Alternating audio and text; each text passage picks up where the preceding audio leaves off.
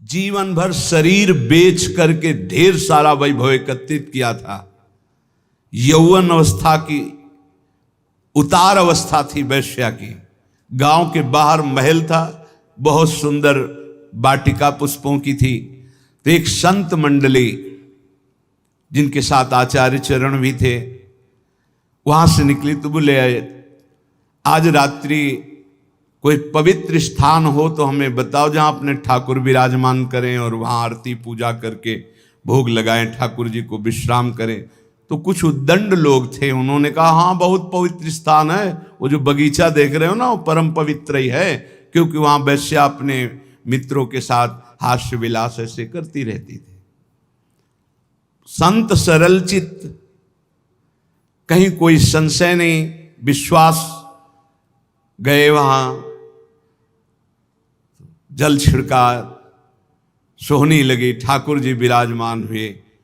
बस थोड़ी ही देर में भोग लगने के बाद जब आरती हुई, संध्या आरती, तो शंख घंटानाद, वैश्या ने सुना कि मेरे बगीचे में शंख घंटानाद कहाँ से, मैं तो नीच आचरण कर दृष्टि डाली तो एक से एक परमहंस महात्मा सब, ओहो मुझ अभागिनी के भाग्य खुल गए, ये भगवत प्रेमी महात्मा कहाँ से आ गए।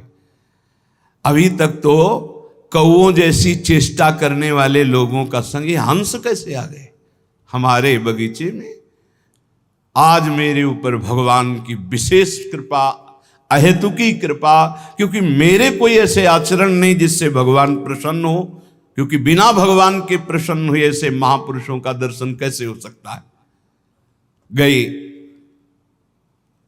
स्वर्ण के कुछ मुद्राएं, चांदी की मुद्राएं, कुछ फल मेवा आदि रखकर, महाराज स्वीकार करो, कौन हो तुम।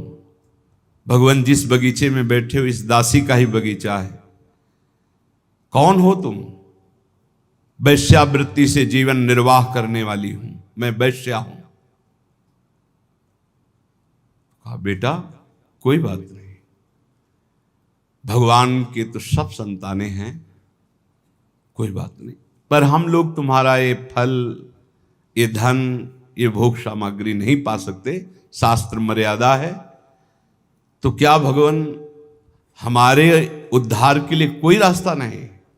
कहा है तुम सब संपत्ति, आभूषण ये बेच करके एक रत्नों का हार बनाओ और रंगनाथ जी के माथे पे धारण करो, सारे पाप नष्ट हो जाएंगे, तुम्हें भगवत प्राप्ति हो जाएगी।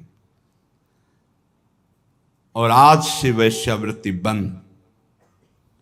भगवान वचन देती हूं, आज तक कभी ऐसा आनंद प्राप्त ही नहीं हुआ था संत समागम का। वचन देती हूं कभी अब इस शरीर को अपवित्र नहीं करूंगी। और सब आभूषण जो जो वैभव बेचने वाला था बेच करके, फिर उसके मन में आया कि क्या मुझे मंदिर में जाने दिया जाएगा। आचार्य चरण से प्रार्थना की, प्रभु मैं वैश्या हूं और प्रसिद्ध हूं, क्या मुझे मंदिर में जाने दिया जाएगा। तो उन्होंने कहा जब हम आदेश करेंगे तो मंदिर में जाने दिया जाए, तुम अपने हाथ से समर्पित करना, प्रभु स्वयं स्वीकार करेंगे। जब द्रवई दीन दयालु राघव तो साधु संगति पाई, जब साधु संगति मिल जाती है तो संस्कृति का अंत हो जाता है। सबको आश्चर्यचकित था, इतनी नीच आचरण करने वाली अपने हाथ से कैसे भगवान के मस्तक पर, मुकुट पर। आचार्य चरण ने कहा जब तैयार हो गया मुकुट, चलो। जीव ही आगे चलना हुआ, रुक गई। भगवान मेरा पाप, मेरा पिंड नहीं छोड़ रहे, क्या हुआ, मैं रजस्वला हो गई, अब कैसे। कर तुम मकर तुम मन था कर तुम, सर्व समर्थ आचार्य, इष्ट से भी ज्यादा। तो सब लोगों ने सुन लिया था, रजस्वला स्त्री का भगवद श्री विग्रह स्पर्श करना निषेध है, क्योंकि वह पवित्र थी। कहा चलो चलो जाओ। सबने रोका, प्रभु आप आचार्य हैं, आप कैसा, अगर रंगनाथ जी स्वीकार कर रहे हैं तो तुम्हें किसी को रोकने की जरूरत नहीं, और रंगनाथ जी स्वीकार करें इसका प्रमाण होगा कि सर झुका देंगे।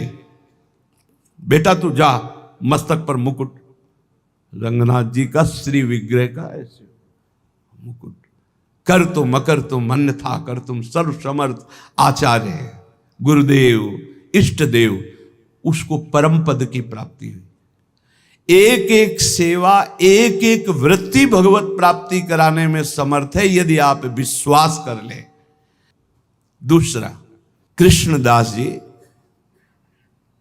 अधिकारी पद पर थे, श्रीनाथ जी की समस्त सेवा विधान के अधिकारी थे श्रीनाथ जी, और वो अपने लाडले ठाकुर के लिए स्वयं जाते थे आगरा सेवकों के साथ विविध प्रकार की सेवा सामग्री खरीदने। श्रीनाथ जी अन्योर के पास गिरिराज जी में जहां प्रकट हुए वहीं विराजमान थे उस समय। आप इस बात पर बहुत ध्यान देना, भगवत प्राप्ति की बात कह रहा हूं। वहां गए तो सैकड़ों लोग घेरे हुए थे, तो सोचा क्या हो रहा है देखें, तो एक वैश्यावृत्ति से अपना जीवन निर्वाह करने वाली नवीन वैश्या नृत्य करके लोगों से अर्थ ले रही थी। नाचना गाना रिझाना, कोई 10 कोई 5 कोई 1 ऐसे। कृष्णदास जी वयोवृद्ध थे, महापुरुष, भगवत सखा है, नित्य सखा है, बहुत उच्च कोटि के महापुरुष, कोई साधारण नहीं। वैश्या को देखा, उसकी हाव भाव चातुरी, उसका बोलना, उसका चितवन निकाला ठाकुर जी के सेवा वाले से 10 रुपया। वैश्या ने देखा कि संत हैं पर बड़े रिझवार संत हैं, 10 रुपया फिर निकाला। अब वैश्या की तो दृष्टि उन्हीं पे जम गई। 2-3 बार नजदीक आए, उनका 1000 मुद्राएं देंगे। अरे उनका मालिक आदेश करो, कहाँ है? बोले पूरे परिकर सहित जहां हमारा विश्राम स्थल वहां, अब तुम केवल हमें दिखाओ। 1000 मुद्रा में तो पूरे परिकर सहित गान बजा नृत्य देखा। ठीक है, उनके परिकर से कहा कि 1000 मुद्राएं सब आपस में बांट लो, और वैश्या से कहा मेरे बादशाह के सामने तुम्हें नाचना है, तुम जितनी संपत्ति कहोगे उतनी दें, केवल नाचना है। उनका हमारा तो जीवन कृतार्थ हो गया। आप कौन हो? काम बोले कुछ परिचय नहीं, बस मेरे साथ चलना है, और ये तुम्हारे परिकर का कोई नहीं चलेगा। इनको जितना कहो हम अर्थ दे दें, जिनसे इनका जीवन निर्वाह होगा, और तुम हमारे साथ चलो। ऐसा ही अधिकारी थे, खूब वैभव था। अब तो पूरे गिरिराज जी में ब्रज में फैल गया कि बुढ़ापा बुद्धि बदल रही है। भाई देखो माया का प्रताप। कृष्णदास जी अधिकारी एक नवीन अवस्था की वैश्या आगरा से लाए हैं भाई, लेकिन संतों का उद्देश्य जो होता है वो कोई बिरला ही जान पाता है। अपनी कुटिया के बगल में एक झोपड़ी बनवाई, विराज में, और ब्रज के समस्त महान कुंडों का स्नान करवाया। फिर सुंदर पद पूर्ण रूप से अपनी रस रीति से गाना सिखाया उसे, ऐसे गायन किया है, और अपनी रस रीति के वाद्य।